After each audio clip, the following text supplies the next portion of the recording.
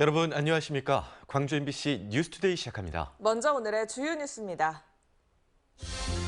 내년 대통령 선거 대진표가 확정되면서 여야 후보들의 광주 방문이 잇따르고 있습니다. 이재명과 심상정 후보가 밟고 지나간 전두환 비석에 대해 윤석열 후보는 어떤 반응을 보일지 주목됩니다. 일상 회복이 시작되면서 코로나19 확진자도 크게 증가하고 있습니다. 일일 평균 확진자 수가 일상 회복 이전보다 2배 가까이 늘었습니다. 류소수 부족으로 소방차가 멈출 수 있다는 우려가 제기되면서 류소수를 기부하는 사례가 잇따르고 있습니다. 올가을 이상고온과 장마로 배추 무름병이 기승을 부리면서 김장배추 물량 확보에 비상이 걸렸습니다. 내년 대통령 선거 대진표가 나오면서 후보들의 광주 방문이 잇따르고 있습니다. 이재명 후보에 이어 심상정 후보도 망월묘역에서 전두환 비석을 밟고 갔는데요. 전두환 옹호 발언 등으로 논란을 일으켰던 윤석열 후보는 어떤 행보를 보일지 주목됩니다. 윤근수 기자입니다. 정의당 심상정 후보는 선대위를 출범시키자마자 광주로 달려왔습니다. 국립 5.18 묘지를 참배한 심 후보는 광주가 결단하면 자신이 정치교체를 이루겠다며 지지를 호소하면서 국민의힘 윤석열 후보를 비판했습니다. 전두환을 롤모델 삼는 후보가 도대체 무슨 염치로 광주에 오겠다는 것입니까? 망월동 민족민주열사 묘역을 참배하는 길에는 전두환 비석을 무심하게 밟고 지나갔습니다. 민주당 대선 후보로 선출된 뒤 광주를 찾은 이재명 후보도 당시 전두환 비석을 밟으며 뼈있는 한마디를 남겼습니다. 윤석열 후보는 왔다 갔어요? 존경하는 분을 밝히기 어려웠지 않겠어요? 윤석열 후보의 전두환 옹호 발언과 개 사과 논란을 겨냥한 발언이었습니다.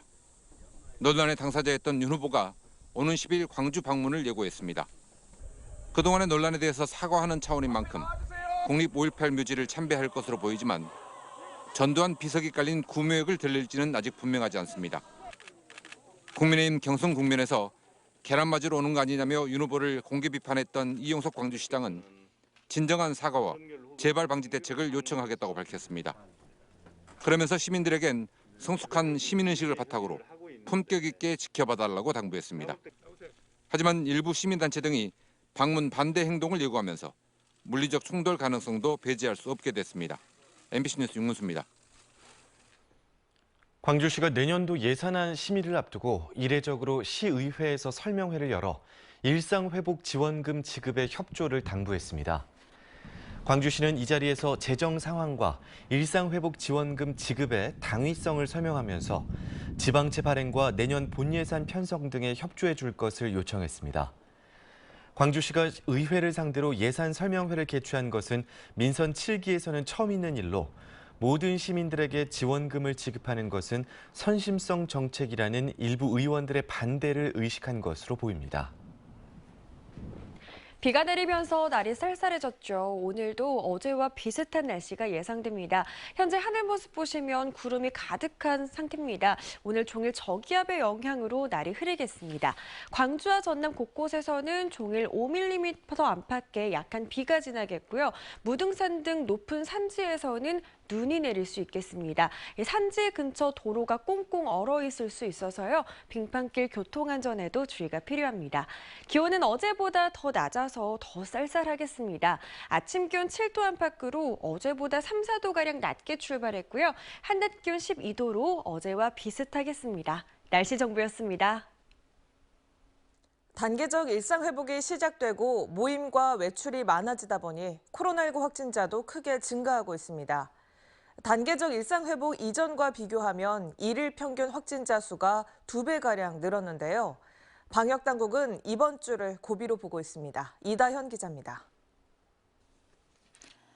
단계적 일상 회복을 맞은 지 일주일째 소강 상태를 보이던 코로나19가 다시 확산하고 있습니다. 지난 3일 첫 확진자가 발생한 광주 광산구의 한 대형 사업장에서는 지금까지 동료와 가족 등 17명이 확진됐습니다. 이들 가운데 초중등 학생 자녀가 다니는 학교 3곳에서는 전수검사가 이루어졌습니다.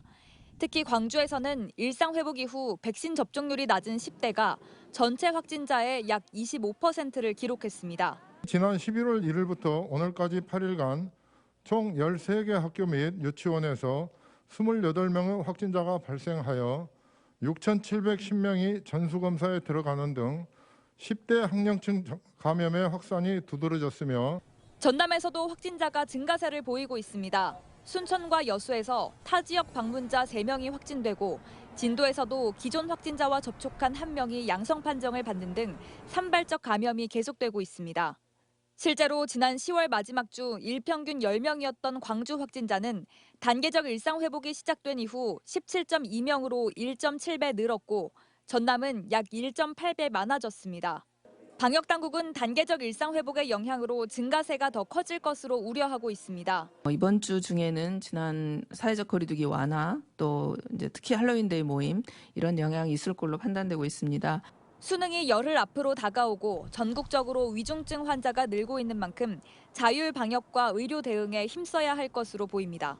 MBC 뉴스 이다현입니다. 순천에서 화이자 백신을 맞은 장애인 수영 선수 고 이슬희 씨가 접종 사흘 뒤 심근염으로 숨졌다는 소식 전해드렸었죠. 그런데 질병관리청이 국과수 부검 결과와 달리 이 씨의 사망과 백신의 인과성을 인정하지 않으면서 유족들이 불복 의사를 밝혔습니다. 강서영 기자입니다. 고 이슬희 씨의 사망 하루 전 모습입니다. 평소처럼 가족과 외식을 했던 이 씨는 다음 날 의식을 잃고 쓰러져 숨졌습니다. 순천에서 백신을 맞은 지 사흘 만이었습니다. 국과수는 부검 결과 이 씨가 심근염으로 사망했으며 백신 부작용일 가능성이 있다고 분석했습니다. 그러나 최근 질병관리청은 이 씨의 사망과 백신의 인과성을 인정하기 어렵다고 판정했습니다. 상식적으로 저는 이해를 할 수가 없습니다. 그렇다고 부검 결과보다 더 강한 증거를 제시받은 것도 아닙니다. 유족들은 국과수 의견과 상반된 결과를 인정할 수 없다며 인과성 판단 회의록을 정보공개 청구했지만 자료가 없다는 회신만 받았습니다. 병환실 안치되기 전까지 무더운 여름날 코로나 격리실에서 동생은 시체백에 쌓여진 채 방치되었습니다. 저는 억장이 무너질 것 같았습니다. 실제로 백신 부작용 피해 호소자 중 인과성을 인정받는 비율은 0%에 불과한 상황. 유족들은 재심의와 행정소송, 헌법소원 등 불복 절차를 이어가겠다고 밝혔습니다. MBC 뉴스 강서영입니다.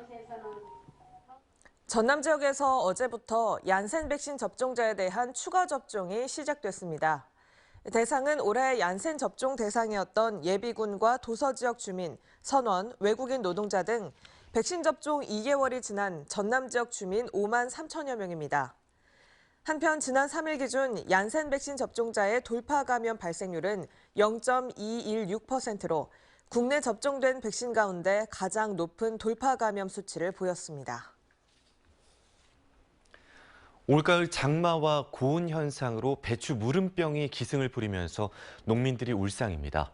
김장철 대목을 앞두고 있는 배추 가공업체들도 물량 확보 걱정에 애를 태우고 있습니다. 문형철 기자가 취재했습니다. 수확을 앞둔 전남 순천의 한 배추밭. 밭 곳곳이 노랗게 변한 채 흙이 드러나 있습니다. 배춧잎은 살짝만 만져도 찢어지고 아예 뿌리까지 썩은 것들도 적지 않습니다. 초가을 고온다습한 날씨의 영향으로 배추가 물러지고 썩는 무름병이 기승을 부리고 있는 겁니다. 비가 열흘 이상 계속되고 그 직후에는 또 여름 날씨처럼 고온이 지속되고 그러다 보니까 생리적으로 방해를 받아서 이 일대 배추 농가들은 적게는 재배 면적의 절반, 많게는 80% 이상이 피해를 입었을 정도로 상황은 심각합니다. 말로는 표현할 수 없죠. 시골에서는 정말 벼, 채소 이런 것에 목매여 있는데 이렇게 한 60% 정도 값단 것은 기가 막힌 일이겠죠. 대목을 앞둔 배추 가공업체들도 물량 확보에 비상이 걸렸습니다. 다음 주부터 가동에 들어가는 이 절임 배추 공장은 현재 선주문 물량이 1,600상자에 달합니다. 하지만 조합원 농가들의 배추 수확량이 예상보다 더 감소할 경우 평년보다 열흘 정도 빠른 12월 중순쯤 작업을 중단할 수밖에 없는 상황입니다.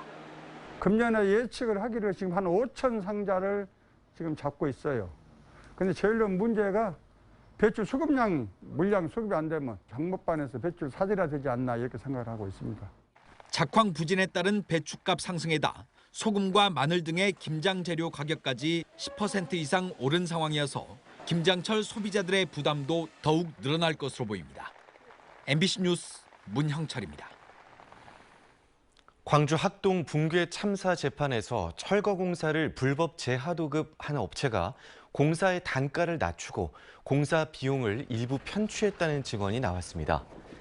광주지법 형사 11부 심리로 열린 재판에서 업무상 과실치사상 등의 혐의로 기소된 철거 재하도급 업체 백솔의 조모 대표는 총 공사비 11억 원을 받기로 했는데 한솔 측이 공사 비용 일부를 가져가서 9억 원만 받기로 했다고 증언했습니다. 또 조 씨는 붕괴 원인으로 지목된 무리한 철거를 한 이유가 비용과 원가 절감 때문이었다고 밝혔습니다. 전라남도가 지난해 발생한 섬진강 수재 피해를 신속하게 국비로 보상해 줄 것을 요구하고 나섰습니다.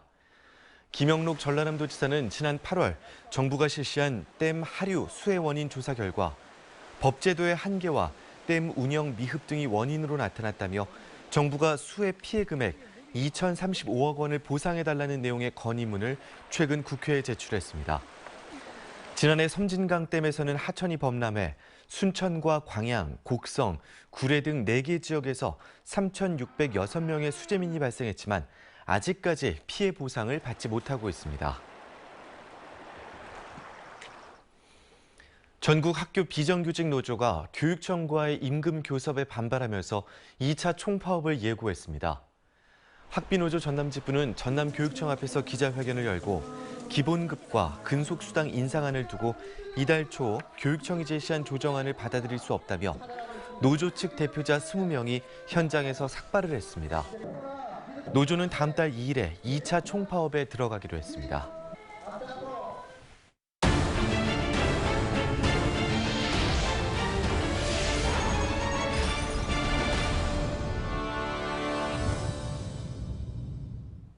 민간공원 특례 사업이 추진되고 있는 도시공원 9곳 가운데 4곳의 토시 보상이 끝나는 등 공원 조성 사업이 속도를 내고 있습니다.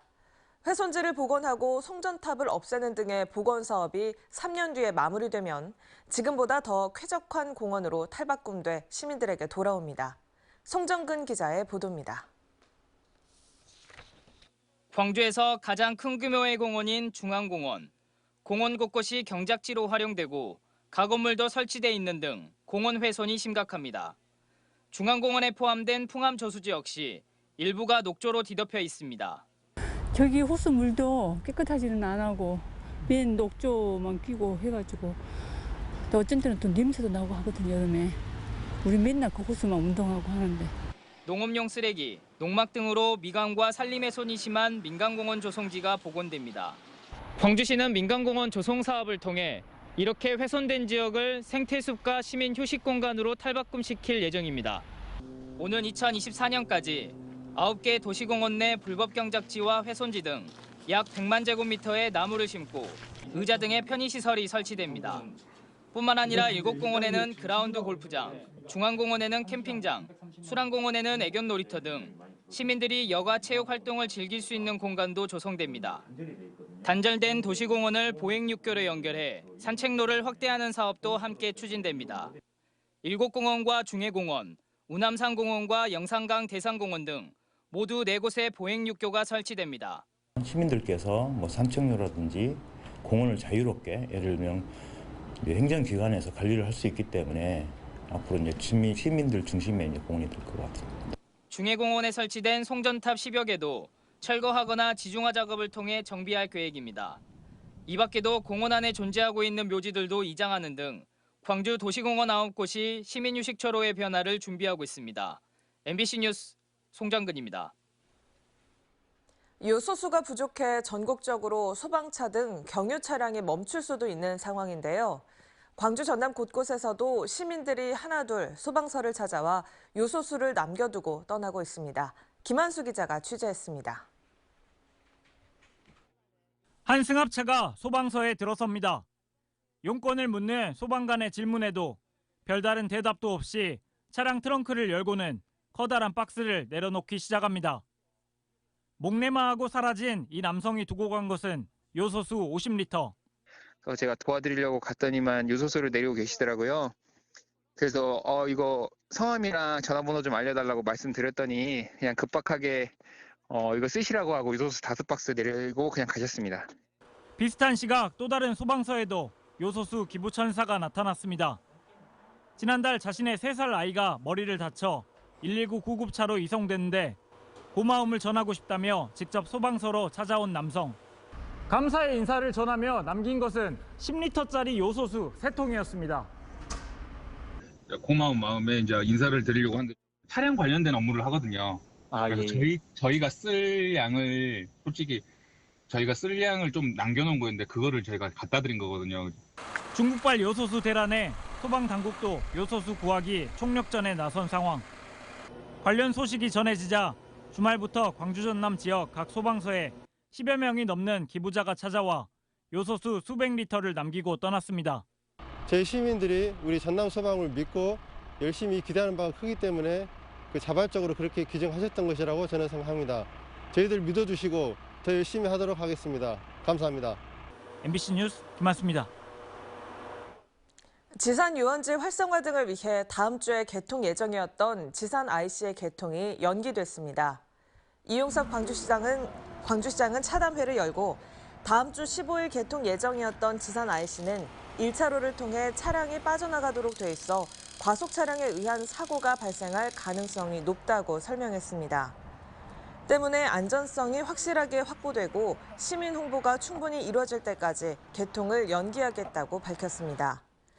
이 시장은 전문가 검증 등을 거쳐 내년 봄쯤에는 개통할 수 있도록 하겠다고 말했습니다. 섬의 생태학적 가치가 또다시 확인됐습니다. 국립호남권 생물자원관이 국가생물종 목록에 등록된 해조류 998종에 대해 검토한 결과 65%가 섬에 분포하고 있었고 53%는 섬이 많은 전남에 집중돼 있었습니다. 해조류는 육지 해안보다 섬 지역에서 종 다양성이 높은 것으로 알려져 있지만 섬별 해조류 생육 현황 등 체계적 조사 연구는 이루어지지 않고 있습니다. 광주시의회 행정사무감사에서 장재성 의원은 광주디자인진흥원장의 겸직 문제를 제기했습니다. 장 의원은 디자인진흥원의 정관에 따라 위성호 원장이 비영리 업무를 겸직할 경우 이사회의 승인을 받아야 하지만 이 같은 절차를 거치지 않은 채 지난해 8월부터 안양대학교 학교법인 우일학원의 이사장을 겸직하고 있다고 지적했습니다. 이번 달에 3년의 임기를 마치는 위 원장은 건강상의 이유를 들어 행정사무감사에는 출석하지 않았습니다. 오늘도 비가 내리면서 날이 쌀쌀하겠습니다. 현재 하늘 모습 보시면 구름이 가득 지나고 있는 상태인데요. 오늘 종일 저기압의 영향권에 들면서 날이 흐리겠습니다. 광주, 전남 곳곳에서는 5mm 안팎의 비가 내리겠고요. 무등산 등 높은 산지에서는 비가 눈으로 바뀌어서 내릴 수도 있겠습니다. 산지 근처 도로에서는 눈비가 얼어서 빙판길이 되어 있을 수 있으니까요. 안전운전 하셔야겠습니다. 기온은 어제보다도 더 낮겠습니다. 특히 아침 기온 7도 안팎으로 어제보다 3, 4도가량 낮은 가운데 쌀쌀합니다. 한낮 기온은 12도 안팎으로 어제와 비슷하겠습니다. 대부분 구름 많은 가운데 흐린 날씨 보이고 있습니다. 아침 기온 한 자릿수대로 시작합니다. 담양 7도 안팎, 광주의 현재 기온은 8도 안팎 보이고 있습니다. 한낮 기온은 어제와 비슷합니다. 목포의 낮 기온 12도, 완도의 낮 기온은 13도 안팎 보이겠습니다. 순천은 7도 안팎으로 시작해 한낮 기온 14도 안팎 예상됩니다. 전해상에 풍랑주의보가 발효 중인 가운데 파도는 매우 높게 일겠습니다. 최고 4, 5m가량으로 매우 거센 파도가 일겠습니다. 이번 주 금요일까지 비가 내리는 날이 많겠고요. 아침 기온은 한 자릿수대로 춥겠습니다. 날씨 정보였습니다. 이상으로 광주 MBC 뉴스투데이를 마칩니다. 함께해 주신 여러분 고맙습니다.